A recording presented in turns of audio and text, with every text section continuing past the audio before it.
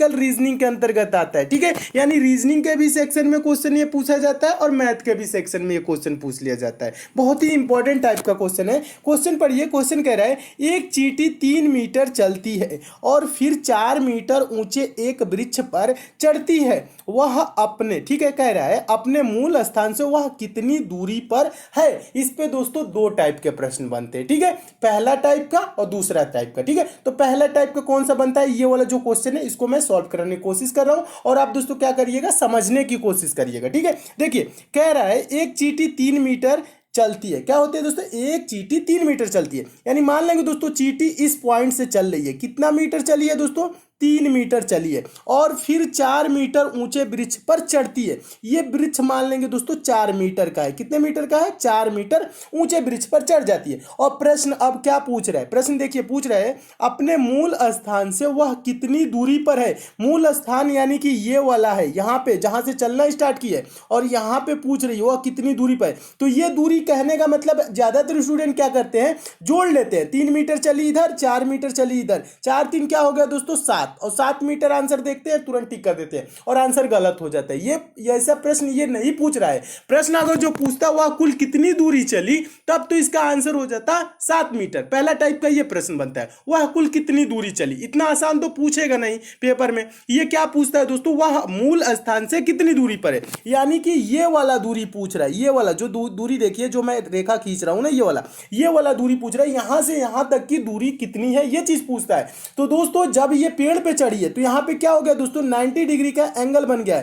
कहने का मतलब है दोस्तों ये 4 है ना, ये लंब है और ये आधार है, और 90 डिग्री के सामने वाला ये जो दोस्तों एंगल है, ये क्या है दोस्तों, कर्ण है। तो कर्ण क्या होता है, कर्ण का मान कैसे निकाला जाता है, तो कर्ण बराबर दोस्तों होता है अंडर रूट लंब का स्क्वायर प्लस आधार का स्क्वायर। कहने का मतलब है कर्ण बराबर क्या होता है दोस्तों, कर्ण बराबर क्या होता है, देखिएगा कर्ण बराबर क्या होता है, कर्ण कैसे निकाला जाता है, अंडर रूट में लंब का स्क्वायर, यानी कि 4 का स्क्वायर क्या होगा 16, और प्लस आधार का स्क्वायर 3 का स्क्वायर क्या हो जाएगा 9, 16 9 दोस्तों क्या हो जाएगा, 16 9 25 हो जाएगा। अंडर रूट 25 का मान क्या होता है दोस्तों, 25 का मान होता है 5। तो ये दूरी क्या हो जाएगी दोस्तों, 5 मीटर हो जाएगी। समझने की कोशिश कीजिएगा, ये दूरी क्या हो जाएगी दोस्तों, 5 मीटर हो जाएगी। और 5 मीटर किस ऑप्शन में दिया है, ऑप्शन नंबर पहले में दिया है, तो आपका ऑप्शन नंबर पहले क्या हो जाएगा, सही हो जाएगा। तो मैं उम्मीद करता हूं दोस्तों आप इस प्रश्न को अच्छे से समझ गए होंगे। एक बार और समझाने की कोशिश कर रहा हूं, समझिएगा। इसके लिए पेन उठाने की भी जरूरत नहीं होती है। कैसे सॉल्व किया जाता है, 3 मीटर चली है, फिर 4 मीटर ऊंचे वृक्ष पर चढ़ गई है, और ये दूरी पूछ रहा है 3, ये 4।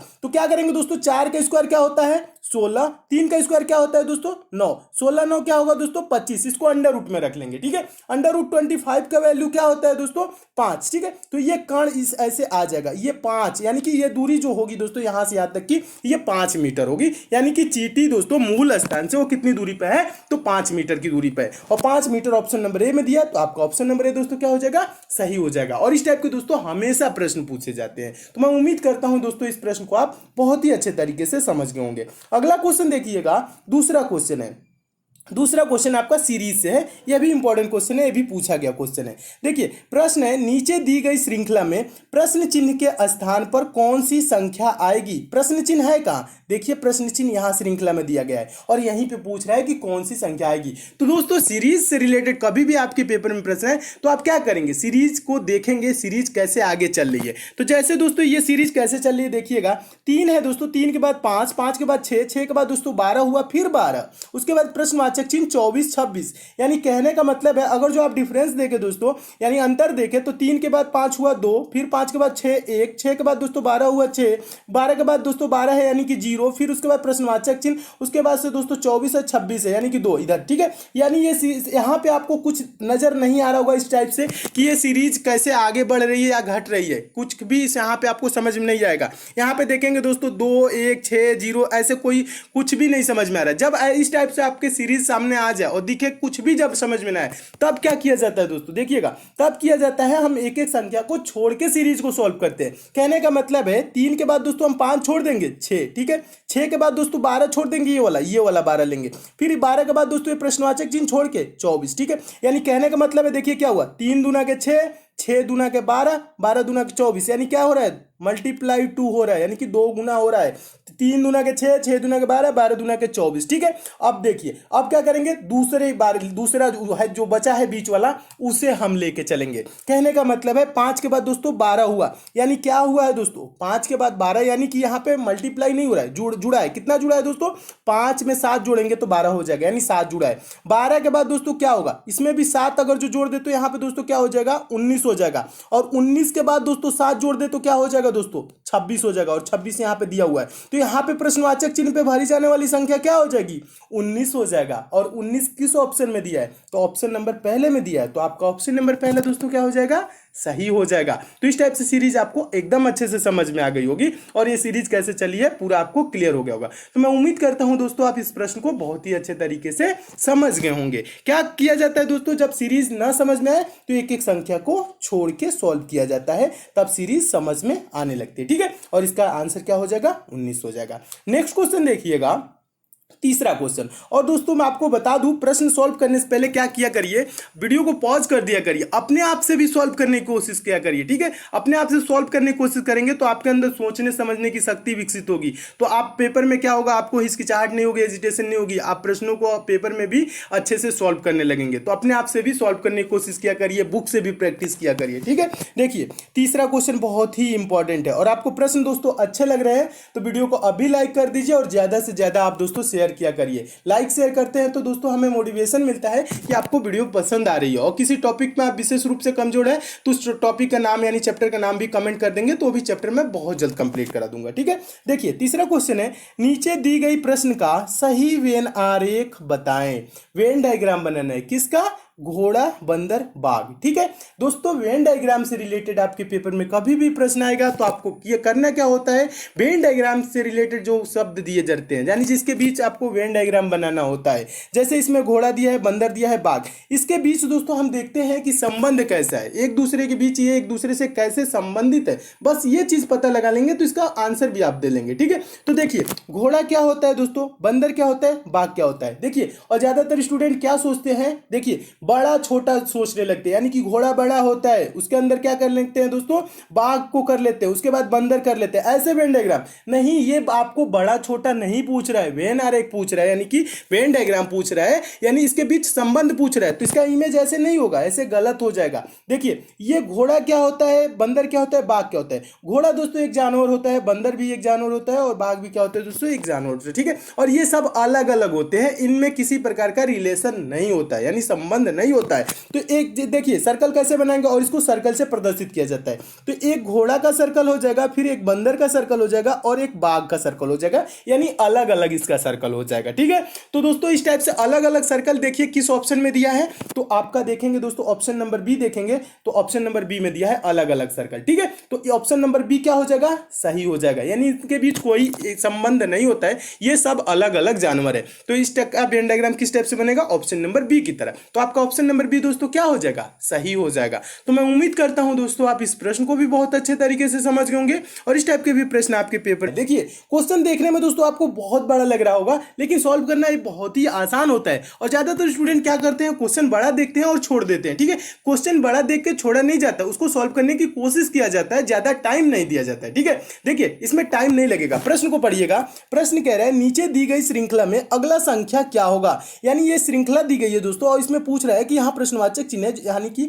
यहाँ पे कौन सी संख्या आएगी। तो इसके लिए क्या करेंगे दोस्तों, सीरीज के संख्याओं को ध्यान से देखेंगे, सीरीज कैसे आगे चल रही है। कहने का मतलब इसमें देखिए पहले में क्या दिया है, 58965423 उसके बाद दोस्तों है 89654237, उसके बाद है 896542 उसके बाद दोस्तों है 965423, उसके बाद प्रश्नवाचक चिन्ह। ठीक है, ये दिया है। तो इसमें आप थोड़ा सा अगर दोस्तों थोड़ा सा दिमाग लगाएंगे, ध्यान लगाएंगे, तो क्या होगा दोस्तों, ध्यान से देखेंगे तो आपको दिख जाएगा। ठीक है, क्या दिख जाएगा, यानी ये जो श्रृंखला है, ये जो पहला वाला संख्या है, ठीक है, अगर जो ध्यान से देखो उसके बाद दूसरे वाले में क्या हुआ है, यहाँ पे दोस्तों जो यहाँ पे आपको 5 दिख रहा है ना, ये वाला 5 पहला वाला संख्या इसमें काट दिया है, तो यानी दूसरे में क्या किया है, 5 को नहीं लिखा है, 5 को नहीं लिखा है, 8 से स्टार्ट किया है और यहां तक लिखा है 8 9, देखिए लिखा है ना 8 9 6 5 4 2 3 7, ये लिखा है ना 8 9 6 5 4 2 3 7, ये चीज लिखा हुआ है। ठीक है, अब आगे क्या किया है दोस्तों, आगे देखिएगा, आगे देखिए दोस्तों 8 9 6 लिखा है, 5 4 2 3 तक लिखा है, 7 को नहीं लिखा है। समझ रहे ना ये कर क्या रहा है, यानी कि पहले वाले में क्या किया, पहला संख्या हटा दिया, दूसरे वाले में क्या किया, लास्ट वाला हटा दिया, तीसरे वाले में क्या किया दोस्तों, देखिए तीसरे वाले में क्या किया है, आगे देखिएगा, यहाँ पे तीसरे वाले में क्या किया है, यहाँ पे लास्ट वाला ही संख्या को इसको जब हटा दिया है, फिर चौथे वाले में क्या किया, ये चीज देखिएगा, ध्यान से देखिएगा, एक बार और समझाने की कोशिश कर रहा हूं। पहले वाले में पहले में क्या किया, दूसरे वाले में क्या कर दिया दोस्तों, ये वाला पहला 5 को हटा दिया और पूरा लिख दिया। ठीक है, यानी कि यहाँ पे इतना लिख दिया, फिर इसमें क्या किया दोस्तों, 7 को हटा दिया, यानी कि लास्ट वाले को हटा दिया और इतना लिख दिया। उसके बाद दोस्तों चौथे वाले में क्या किया है, चौथे वाले में देखेंगे दोस्तों, ये चौथे वाले में क्या किया है, यानी कि 8 को हटा दिया है, ये वाला 8 को हटा दिया है और पूरा लिख दिया है। और लास्ट वाले में दोस्तों क्या किया है, लास्ट वाले में देखने की कोशिश करेंगे, देखिए अब इसके बाद से क्या करेंगे, यानी कि 8 को हटा दिया है, 9 6 5 4, ये देखिएगा 9 6 5 4 2 3 लिख दिया है। उसके बाद दोस्तों हम लास्ट वाले यानी जहां प्रश्नवाचक चिन्ह यहां पे क्या होगा आपको बताना है। ठीक है, समझने की कोशिश कीजिए, एक बार और समझाता हूं।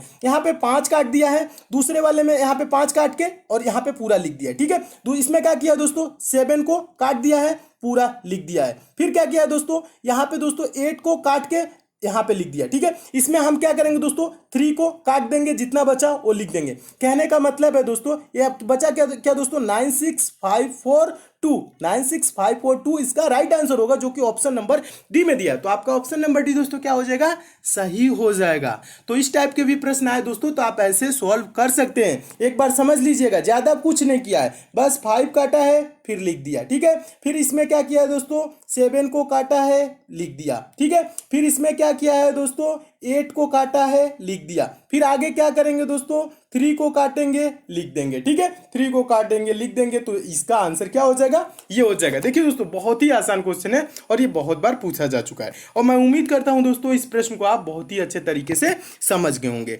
नेक्स्ट क्वेश्चन देखिएगा दोस्तों, 5वां क्वेश्चन कैलेंडर से है और मोस्ट इंपॉर्टेंट क्वेश्चन है, और रेलवे एग्जाम में ये प्रश्न पूछा जा चुका है। देखिए क्वेश्चन क्या कह रहा है, यदि 30 जनवरी 2013 गुरुवार रहा हो, गुरुवार मतलब क्या होता है दोस्तों, बृहस्पतिवार होता है। ठीक है, बृहस्पतिवार रहा हो तो 2 मार्च 2013 को कौन सा दिन था, ये चीज पूछ रहा है। तो दोस्तों इस टाइप के प्रश्नों को कैसे सॉल्व किया जाता है, देखिए अगर जो इस टाइप के प्रश्न आए तो आपको किया जाता है, करना क्या होता है दोस्तों, करना क्या चाहिए। देखिए 30 जनवरी 2013 से 2 मार्च 2013 तक हम दिन निकालेंगे, कितने दिन होंगे। ठीक है, ये चीज इनके बीच की दिन निकालेंगे। तो देखिए यहाँ पे आप करना क्या है, 30 जनवरी यानी कि जनवरी टोटल कितने दिन का होता है दोस्तों, जनवरी कितने दिन का होता है, 31 दिन का होता है। जनवरी कितने दिन का होता है, 31 दिन, और 30 दिन तो बीत गया, बचा इसमें कितना दिन दोस्तों, 1 दिन।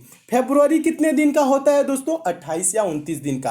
लीप ईयर जो होता है दोस्तों उसमें फरवरी होता है 29 दिन का। और लीप ईयर कैसे निकालते हैं, कैसे पहचानते हैं, तो दोस्तों जो वर्ष होता है, जैसे यहाँ 2013 है, अगर जो इसमें पूरा पूरा भाग चला जाएगा तो ये लीप ईयर होगा। इसमें दोस्तों 4 से किससे दोस्तों, 4 से पूरा पूरा भाग चला जाएगा, जिसमें वो क्या होता है, लीप ईयर। जैसे 2012 में पूरा पूरा 4 से भाग चला जाएगा। ठीक है, 2020 है, 2012 2016 2020 ये क्या होगा दोस्तों, ये सब लीप ईयर होते हैं और इसमें 4 से पूरा पूरा भाग चला जाता है। तो इसमें फरवरी माह कितने दिन का होता है, 29 दिन का होता है। लेकिन 2013 क्या है, लीप ईयर नहीं है, तो इसमें फरवरी माह कितने दिन का होगा, 28 दिन का। तो फरवरी में कितना दिन बचा दोस्तों, 28 दिन। और पूछ क्या रहा है दोस्तों, 2 मार्च को, फरवरी के बाद आएगा मार्च, 2 मार्च यानी कि 2 मार्च में 2 दिन। ठीक है, अब इसको जोड़िए, कितना दिन हुआ, 1 28 2 जोड़ेंगे, 1 28 29 29 2 31, कितना दिन हो गया दोस्तों, 31 दिन। अब क्या करेंगे दोस्तों, इसके बीच का दिन कितना आ गया, 31 दिन आ गया। हम 31 को क्या करेंगे दोस्तों, 7 से भाग करेंगे। 7 से क्यों भाग करते हैं, सप्ताह में 7 दिन होते हैं, प्रत्येक सप्ताह के बाद वही दिन रिपीट करने लगता है, इसलिए दोस्तों क्या करते हैं,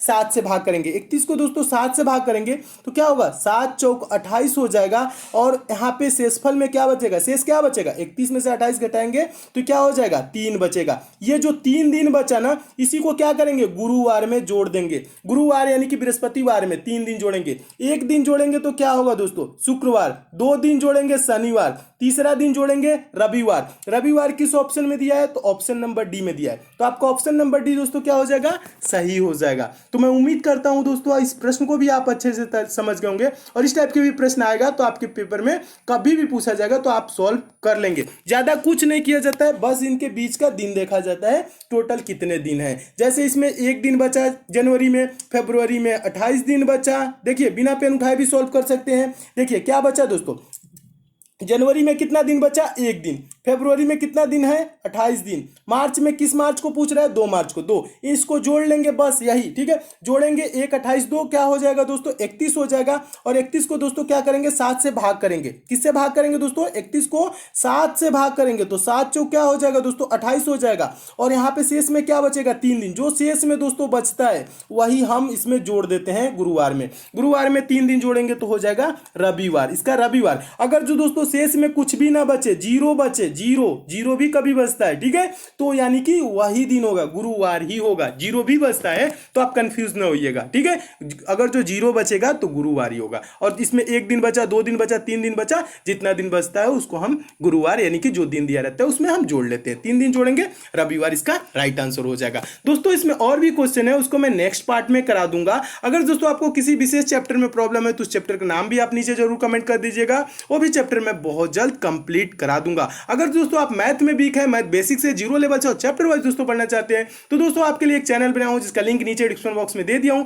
दोस्तों आप उस चैनल पे जाके चैनल को सब्सक्राइब कर लीजिए, नोटिफिकेशन बेल को ऑन कर लीजिए, जहां दोस्तों मैं मैथ बेसिक से पढ़ा रहा हूं, जीरो लेवल से पढ़ा रहा हूं और चैप्टर वाइज पढ़ा रहा हूं। कुछ दिनों में दोस्तों मैथ के वहां जब सारी चैप्टर समाप्त हो जाएंगे दोस्तों आप भी मैथ के प्रश्नों को सेकंडों में सॉल्व करने लगेंगे, वो भी बिना पेन उठाए। तो मैथ में आपको थोड़ी सी भी प्रॉब्लम होती है दोस्तों उस चैनल पर जरूर जाए, जिसका